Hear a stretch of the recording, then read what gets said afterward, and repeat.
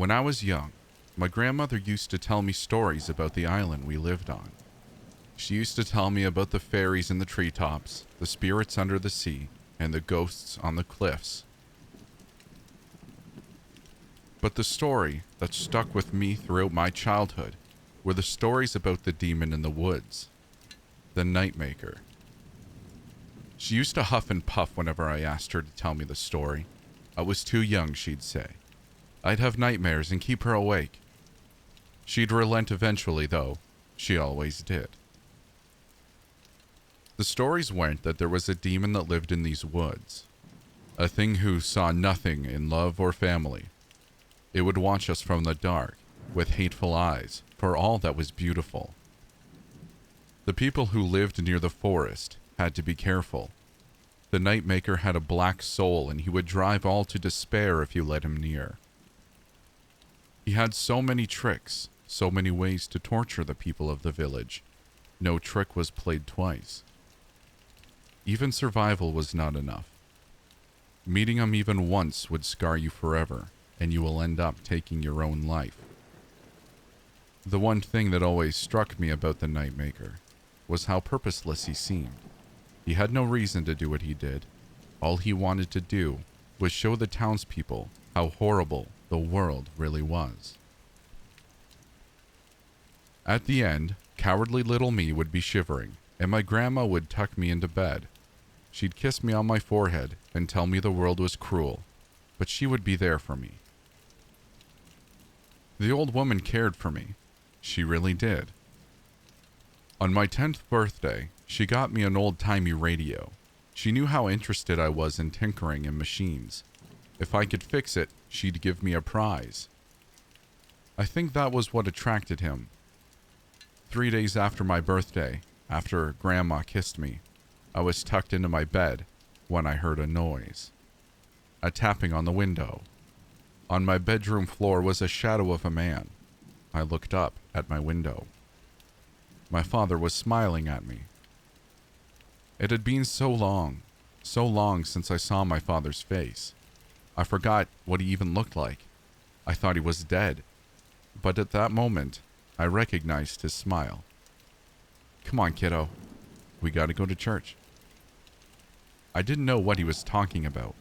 I didn't care what he was talking about. I got out of bed and opened my bedroom window. As I did so, he held out his hand, beckoning me to come outside with him. Maybe he was taking me to heaven. He held my hand tightly and I climbed out, making sure I was okay. He led me up to a path in the forest, bounding on our house. We walked slow, but I didn't mind. I enjoyed the extra time holding his hands. As we headed into the trees, I heard a melody echo around us. A singing was coming from deep within the forest, in the direction we were walking. "It's a nice song, isn't it?" I must have nodded, because his smile grew wider. It was getting colder as we walked, and the song was getting closer. Children were singing it, many, together. The trees, they were growing more twisted as we walked, their branches becoming more hand-like, like old men reaching out for me. His grip was so tight. His smile kept on getting wider, stretching his skin as he stared into the dark. I gave slight resistance to his constant. "Come on, John. We have to get to church." "Dad, my name isn't John." His expression didn't change. If anything, his smile got wider. He raised one long stretched finger and pointed in front of us. "Look at the church." A cave in the distance, a cave in the middle of the woods. It led down into the earth. His cold grip pulled me as he led me, as I lagged behind him. This allowed me to realize a disturbing fact. His legs were on backwards. Whatever was holding my hand, it wasn't human. I jerked my hand away from him, stumbling back, ready to run. "Let's go inside the church, John." He turned to face me, and I screamed. The smile had grown and twisted the features of his face around it. His lips were ended around his eyes. So many teeth, in a jaw that curved at me. The horrible grinning thing reached for me. I turned and bolted down the path. I glanced back to see the thing behind me, following me, walking at the same awkward pace, walking with those twisted legs. I can see you. The tree branches snagged at my clothes, clawing at my skin as I pushed through them, leaving red marks as they cut into my face. The cold air turned into a rotted wind of stale air that pushed me back. It felt like hours, my time in that forest. Hours seeing that thing behind me. Hours hearing that tune. Hours struggling against the branches. All I could do was run. Away from the singing. Away from the thing coming near me. When the light of my house came into view, I was about to collapse. My bedroom window. My grandma's house. My safe haven. I climbed in and locked the window after me. Crawling into my bed, I pulled my bed sheets up and waited, hoping to go asleep or wake up from a nightmare. Slowly, after a few minutes had passed, I peeked out of my covers to see a new shadow on my bedroom floor. It was there, standing outside the window. He was so horribly deformed now. A living, rotted tree smiling at me through the window, full black eyes and 2 red pinpricks in the center. It tapped on the window with those long fingers. Let me in.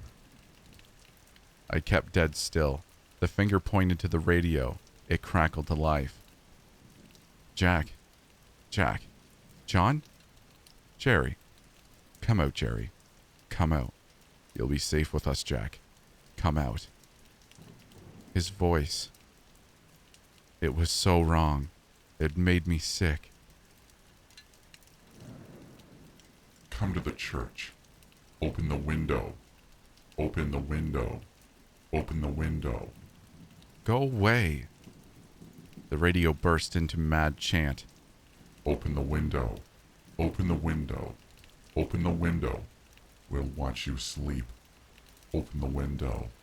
Open the window. Go away. It stopped. For a moment. One day you're going to leave the window open, and I'll crawl in and I'll remember what you did. I'll make you remember too. Open the window, and I won't hurt you. It stood, dead silent, waiting. A melody came from the radio, the same song I'd heard in the forest, from that cave. Let's sing along, Jack.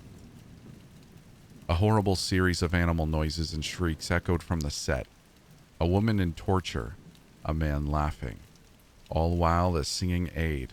It was all such a horrible noise. My ears, they were being mutilated. Somewhere from upstairs through the black cacophony, I heard a voice calling down. Jack, is that you? What's going on? The noises stopped. A frustrated voice came from the radio. Demonic howl. No pretense of friendship left. You're going to be nothing. Nothing. You know where I see you in 10 years? I see you fat and dirty, hanging by a noose in your own room because you were so much of a failure. I was just sobbing at this point. Just go away. Please, go away. Let me tell you the truth, Jack. The world is horrifying. It is empty and dark.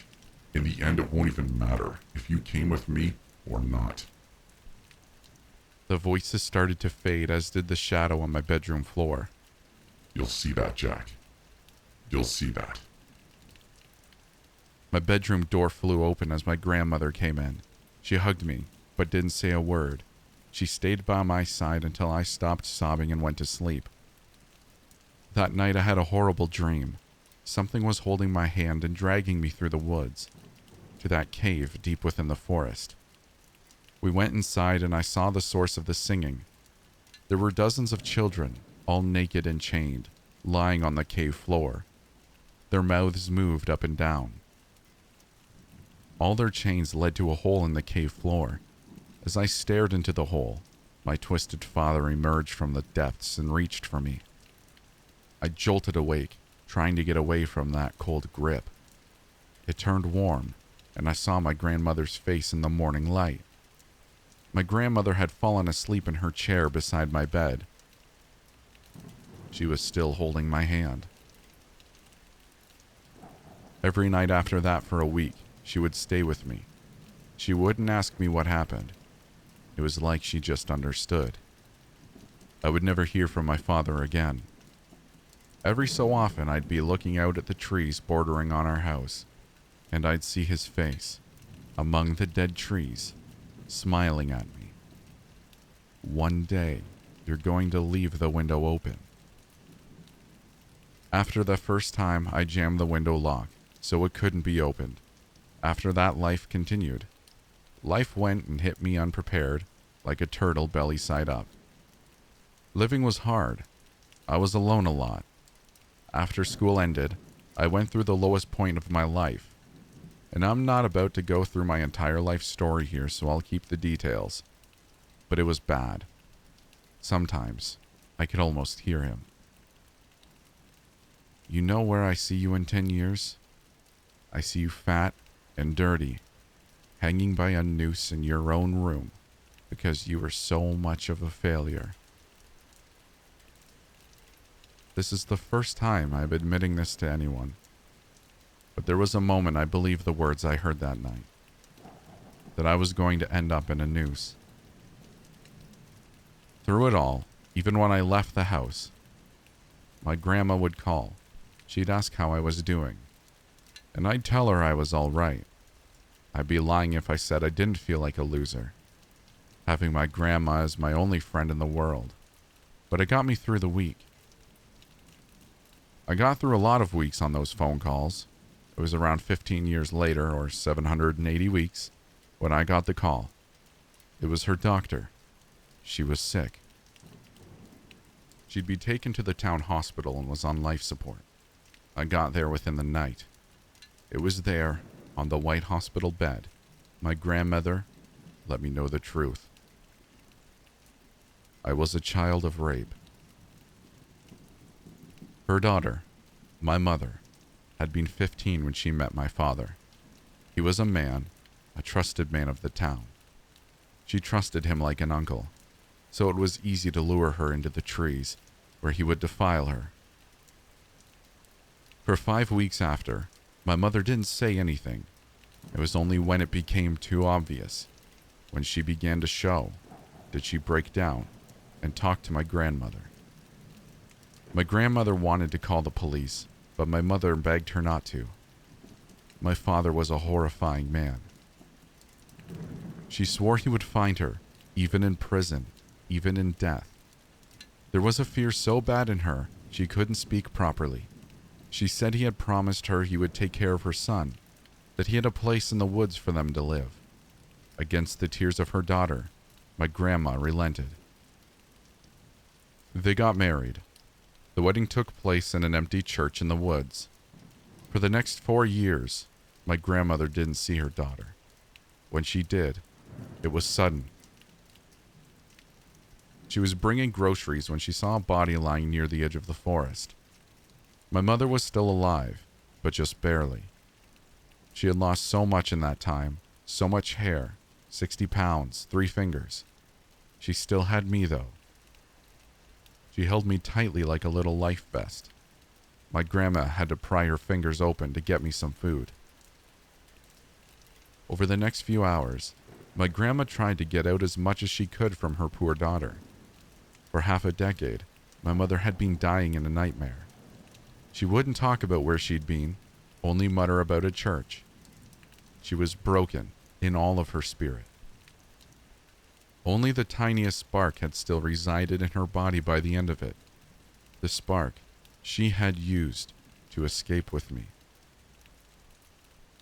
She left him when he called me by the wrong name. My grandma finally called the police. She locked all the doors, closed all the windows, and let her family sleep in peace for the first time in years. It was only later she'd learned the true extent of the monstrosity her daughter had escaped. The cops had found a cave in the woods, my father's church.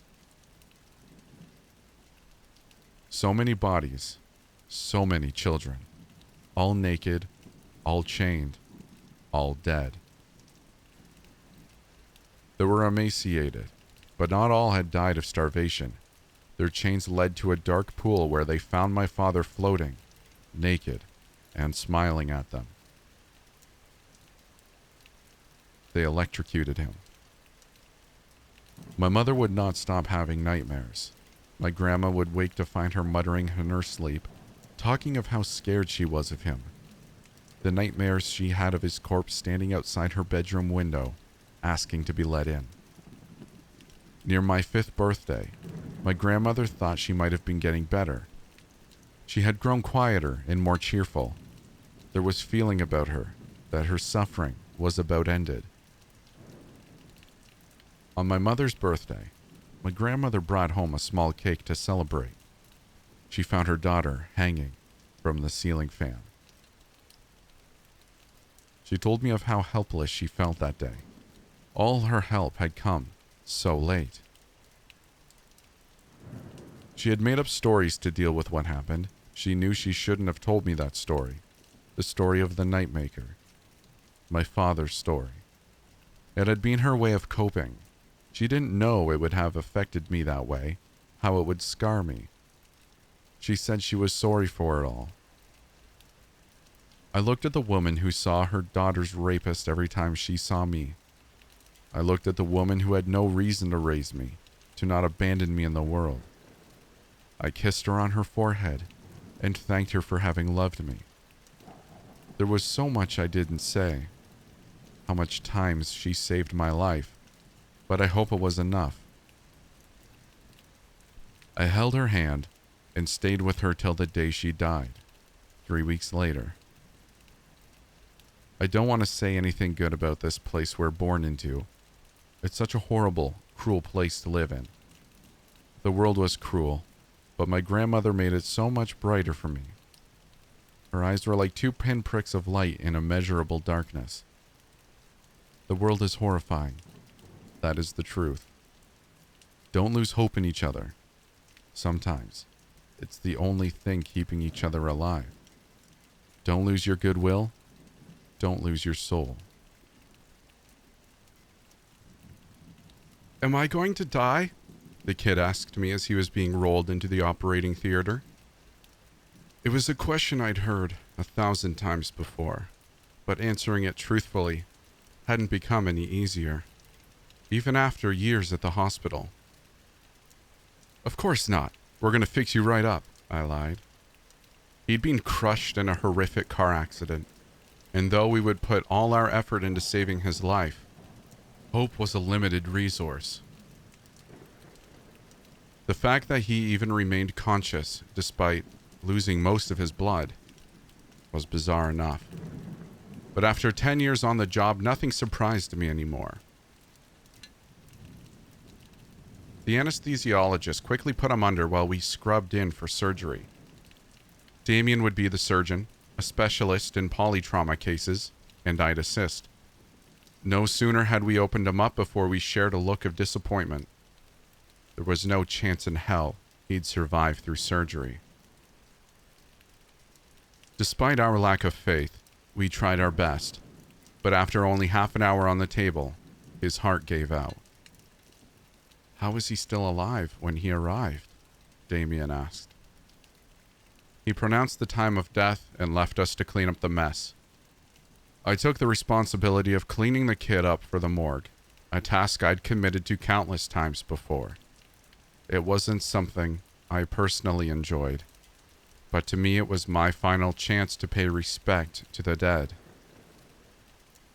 The kid couldn't have been more than 15, and as I'd hear, he was just learning to drive. Unexperienced and attempting his first drive on a slippery road, he managed to steer off into a ditch. His father died on impact, but he himself lived long enough to face surgery. As I put the needle into his open abdomen, his body twitched for a moment. I retracted the needle in surprise, wondering what had caused a post-mortem spasm. Then the boy suddenly gasped for air as his eyes shut open. He let out the most violent scream imaginable as he suddenly returned to life. "Help me!" he begged with a guttural voice as I stumbled back in panic and slipped onto the floor. I called for help and the rest of the team came running into the operating theater, each panicking as they witnessed the dead boy scream on the operating table.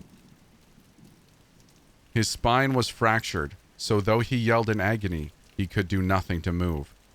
The anesthesiologist quickly attempted to sedate him while we checked his vitals. Despite all evidence pointing to the contrary, his heart had not started beating again. He was supposed to be dead. I started chest compressions, desperately trying to get his heart going. I cringed to the sound of his ribs cracking beneath my hands, and the boy's screams turned to gargles as he was unable to gasp for another breath. "He's not going under!" the anesthesiologist yelled as he gave the kid a second dose of propofol. Of course, without a functioning heart, there'd be no way for the drug to flow through his veins, even as I tried my best to pump for him. After an hour of compressions, the chief of surgery had intervened and ordered us to stop. At that point, we caused more damage than we helped. "What's happening to me?" the kid stuttered, still conscious. None of us responded. We couldn't find any words to describe the horrific sight before us. Most of the staff had left due to the sight. We'd faced many challenges in our career, but nothing quite like this. "What's your name?" I asked. Despite already having seen it in the file, I just wanted him to focus. "Brian Dawson," he responded.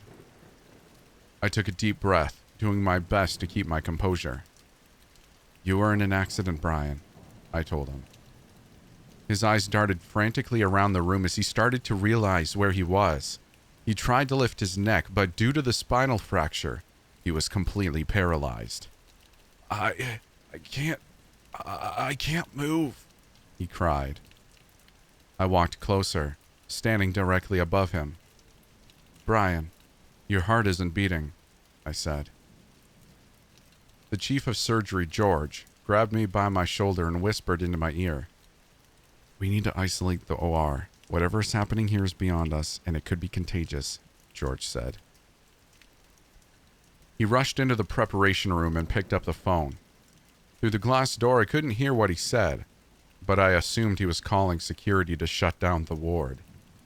"What about my father?" Brian asked, trying to hold back tears. I was taken aback by his question. I'd just told him his heart was destroyed and that was essentially dead. Yet his first concern was regarding his father. "I'm sorry, Brian. He died on impact." He sobbed quietly. "So, what's going to happen to me? I'm going to die, aren't I?" he asked. I didn't know what to say. I'd never been in any similar situation, so I just gave the only answer I thought might be of some comfort. "You're not alone. I'm staying here until the end." George had been quick to shut down the operating theater, and the Center for Disease Control had long since been alerted to our situation. We had nothing to do but wait and pray to any god that Brian wasn't contagious. I had already been exposed, so I examined Brian, checking for any chance of improving his situation. "Can you feel this?" I asked as I checked all his limbs. "Not a thing," he responded. "But it hurts so much on the inside." "Where exactly does it hurt?" I asked. "Everywhere. Please do something," he begged. I gave Brian a dose of fentanyl, but without a heartbeat to move the drug around, I had little hope it would take any effect at all. To keep him distracted from the pain, I asked mundane things about life, what his hobbies were, family stuff. He was smart enough to realize my intentions, but went along with it, either out of fear or because he actually hoped someone could save him. Hours passed while we waited for someone to tell us what to do. Half the surgical staff had been put into quarantine, terrified that they might be infected. Finally, the CDC arrived on scene, fully geared in hazmat suits. They allowed us to roll Brian into his own space. A pre-operation room had been evacuated, so he could stay somewhat comfortable. The rest of us would be put into the surgical office while the situation was being assessed. I decided to stay with Brian. No one should have to suffer alone, especially with the CDC agents probing him with all sorts of needles, enthusiastically taking samples. The only reason they allowed me to stay was because I kept him relatively calm. We talked through the night. After the procedures were finished, I couldn't sleep, and I doubt Brian was physically capable of it. "My eyes feel a bit weird," he said. "Do they hurt?" "No, the edges are just kind of blurry. It's weird." I left to talk to George, who was still working around the clock, calling around, making sure the other patients were redirected elsewhere. "What if we put the kid on a heart-lung machine?" I asked. George put the phone down for a moment and sighed. "Then what? He has no functioning liver, his aorta is cut into pieces, and his intestines shredded. Even if we get him a new heart, he'd never survive," George responded. "Just keep him company while you can." I knew he was right, but some of my professional knowledge was put aside due to the insane nature of the situation.